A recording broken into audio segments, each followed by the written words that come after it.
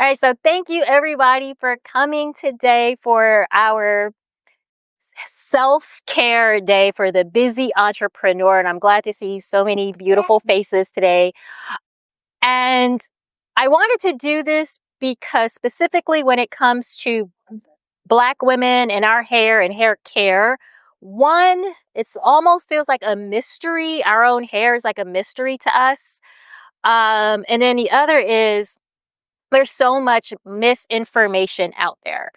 And so I started Wonder Curl in 2011 because of that very reason. I couldn't find any products that worked for my hair. I was living out in Florida at the time. And as you know, with the humidity, it was just like I would spend literal hours on my hair only to watch it just explode in front of me. And then after that, what do? You put your hair in a bun for the rest of the week, right? Because there's one time a week to get it right, you know? So I wanted to make products that serve two purposes. One, did what they said, right? So my moisturizing hair pudding, what is it going to do? Moisturize your hair, right? My Get Set Hair Jelly, what it's going to do is going to set your hair. Then the other thing is to simplify your wash day. You don't need to be using a million different products. You don't need to pre-poo, low poo, no poo. You don't need to do all of these things. You don't need to be deep conditioning your hair every single week. I see everyone here. No one has color. So I'm assuming everyone here is starting with some sort of like healthy hair. And yet we're doing the most. And yet our hair is still dry, right? You do all these things and you're like, why is my hair so dry? This is what your routine should be looking like on your wash day, okay? Simple. Keep it simple. Shampoo, condition. All right? From now on, you guys should be using cleansing shampoos. Cleansing. If you have anything in your bathroom that says hydrating, moisturizing, throw it out. Or give it to your partner. Give it to your kids, right? Throw it out, because what those things are doing is that it's not cleaning your hair. It's causing product buildup. You're not getting that lather. That lather, those bubbles that you see, what that does is that it binds to the oils and the dirt to your hair. So unless your hair is over processed, then you should be using those hydrating shampoos. But if your hair is not processed, over processed, cleansing. This is my detoxifying shampoo bar. But if you don't want to use that, just go find something with sulfates. We have been told for so long that sulfates are bad for us. Sulfates are your friends because it cleans your hair. I had someone use my shampoo bar. She's like, my hair was dry. And I'm like, yeah, because it did its job. It removed everything from your hair. And that is how we get our hair hydrated. Hydration is the act of getting that moisture into your hair. So simply just wetting your hair is not hydrating it. You're just wetting your hair. You're just reactivating whatever products you might have had on it.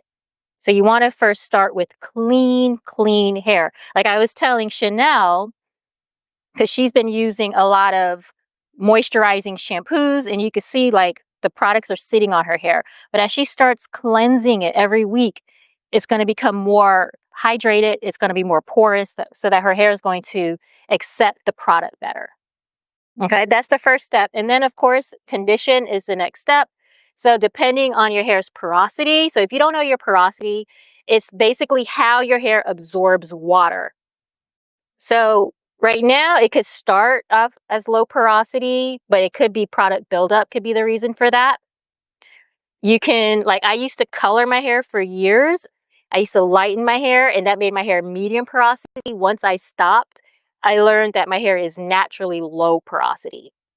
So just understand, pay attention to your hair. Every time you wash it, pay attention to it. How is my hair absorbing water? Is it lathering? Did my shampoo give me a good lather this first time? No. Give yourself another lather if it did it. That first lather means it was getting the top layer of stuff off your hair. The second layer is going to open the cuticle. So pay attention to your hair, okay? Conditioner, if your hair is like on the low porosity side, it's not absorbing product easily, you want a lightweight conditioner. You don't need to deep condition.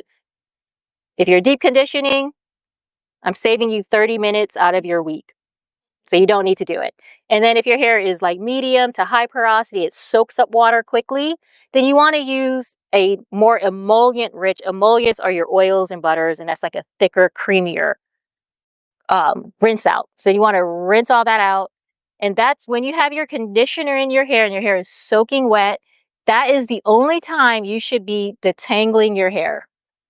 Okay, so I'm going to do a quick demo on how to detangle. So her hair has already been washed, so she doesn't have any product in her hair.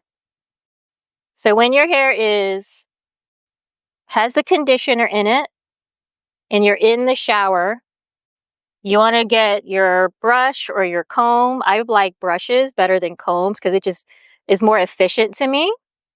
So you want to hold it in sections and then just start at the bottom and work your way up.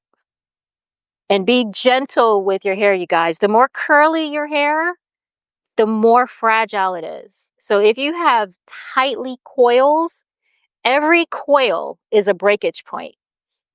So you have to be very delicate. And that's why so many Black women with like type 4, very tight hair, their hair breaks off because it's very fragile. And it could also be like the fine strands. And I was telling Megan how her hair is fine, meaning her strands are very small. Her hair is very delicate like silk. So you have to think of your hair like that. So this is how you detangle. So start from the bottom and work your way up until the brush goes through your hair easily. Shampoo and conditioner is the hydrating part. So you want to get that moisture into your hair. The only way you could do that is with shampoo. The only way. Don't let anybody tell you, oh, just mist your hair with some water and oil. That is not hydrating. Hydration is getting the cuticle, the outermost layer of your strands, to open to absorb moisture. Shampoo removes all that product, and it gently lifts the cuticle. And then you want to lock in the moisture, and that's how you get that hydration.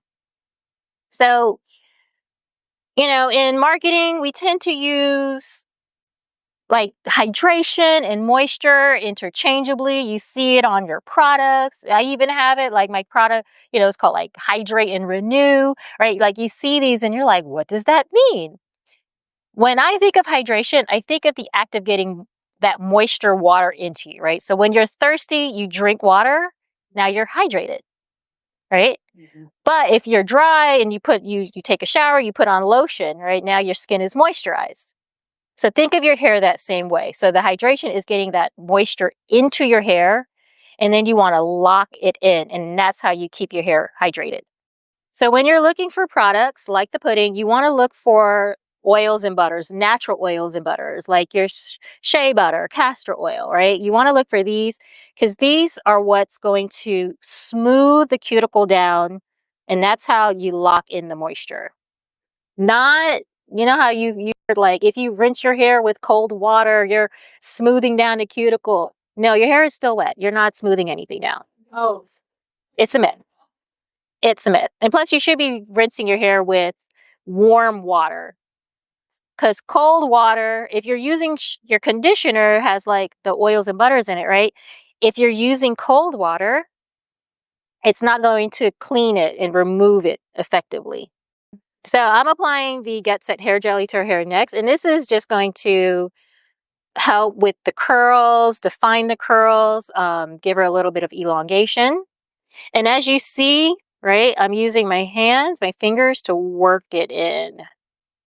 So I say at the very bare minimum of what you should be doing every week, guys, every week, at least once a week, you should be washing your hair, at least.